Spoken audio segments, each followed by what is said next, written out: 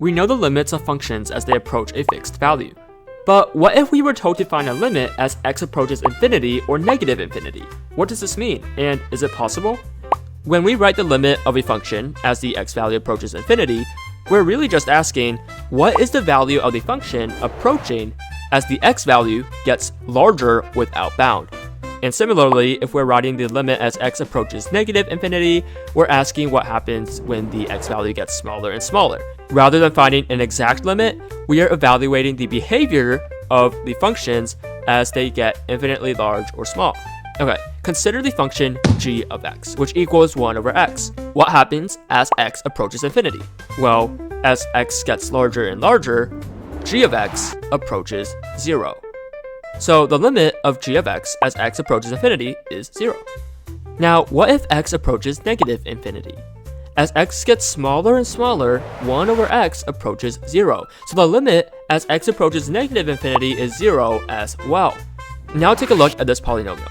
3x squared plus 8x minus 2. What value does this polynomial approach as x approaches infinity? Well, as x gets larger and larger, the 3x squared becomes far more significant than the 8x or negative 2.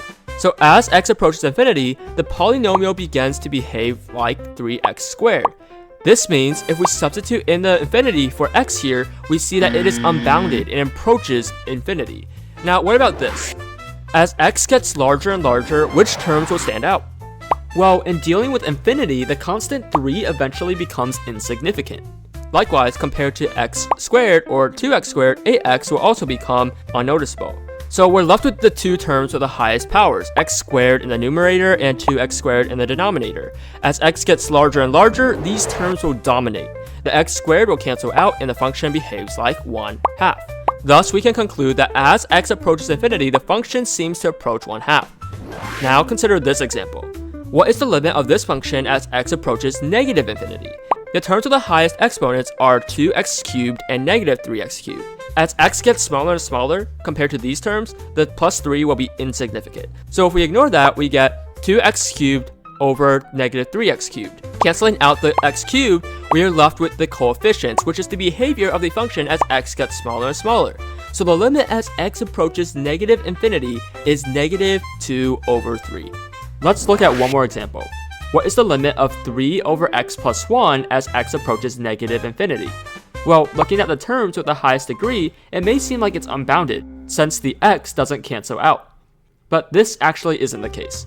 Let's see why.